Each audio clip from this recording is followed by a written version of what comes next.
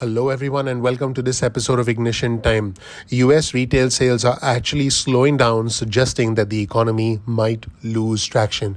Folks, we're all trying to recover from this pandemic. We're all trying to get back to life before the pandemic. We're trying to get back to normal life. But sales have actually been declining, US retail sales. And I can tell you that the US consumer is a driving force behind the US economy. And in many ways, the US consumer, that is you, are the engine of the world's economic growth, because when we buy, it gives the world an opportunity to sell to us. In fact, a lot of the stuff that we buy actually comes from outside the country. Welcome to our channel, everyone. Here's a headline of an article on your screen from Bloomberg. Weak US retail sales and sentiment show that the economy actually lost traction. In fact, there's been a sales decline of 1.9% in December, which was much worse than projected. This is not good news, everyone. Let's just jump right in and explore the consumer sentiment, which actually became worse in January. So, US retail sales actually stumbled at the end of 2021. Factory output weakened and consumer sentiment actually deteriorated at the start of the new year. And this indicates a loss of traction for the economy, but some analysts consider this to be temporary. In fact, we had a lot of new data which showed that lingering shipping challenges, supply and labor constraints, and the fastest inflation we've had in decades, along with the Omicron variant, are actually affecting economic activity. Here's a chart on your screen which shows you the big pullback in US consumer spending. You'll start to see that the total retail sales in the US month over month actually started to decline, and the retail sales as far as cars are concerned also started to decline over the past few months. In fact, the value of retail receipts slumped 1.9% in December, worse than most estimates. Now,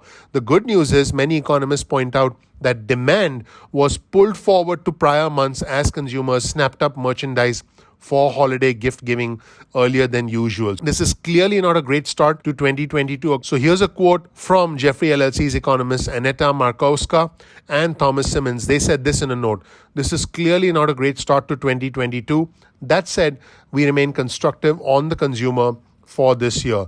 And why is this happening, folks? Because households supposedly have enough firepower in the form of cash savings and bargaining power to support a rebound in spending after the effects of Omicron actually fade. In fact, employment gains and wage growth should provide even more spending support. Here's another comment from them. Earlier strength in the data. Americans did their holiday shopping in October remains consistent with the healthy pickup in fourth quarter economic growth. Furthermore, with COVID case counts already peaking in the middle of the month, our analysts suggest the pullback will be short-lived. Now, inflation is taking a toll, everyone. The University of Michigan's preliminary January Consumer Sentiment Index fell to the second lowest reading in a decade, which basically means that our expenses and our costs are getting out of control. In fact, folks, I personally believe that the Democrats could lose the midterm elections because a lot of us are getting super frustrated with high inflation. In fact, a Bloomberg monthly survey of economists conducted before the latest economic data showed that household spending is forecast to expand at a 2.5% annualized pace in the first quarter.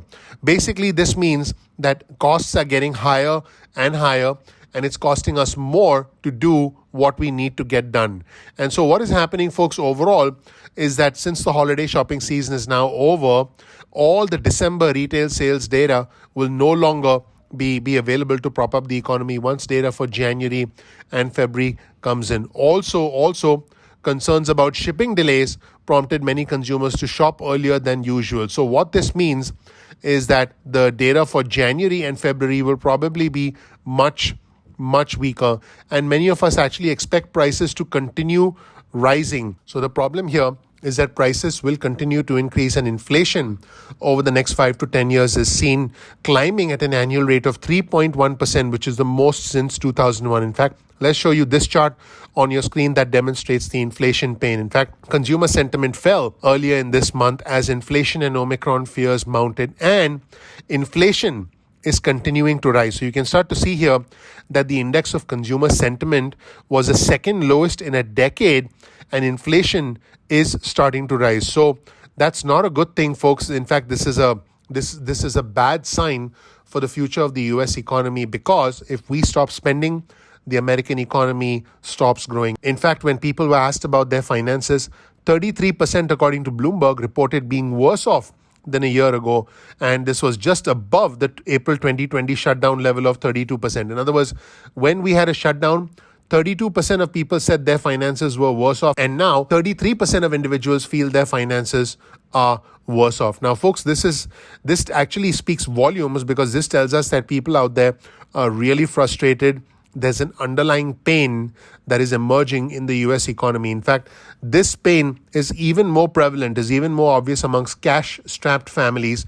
Twice as many households with incomes in the bottom third as in the top third said that they were very, very concerned about their finances. In fact, according to a Wells Fargo economist, while Omicron's impact likely played a role, our take is that inflation is the more warranted concern, with prices rising the fastest pace in nearly 40 years. Omicron is a huge hurdle, everyone.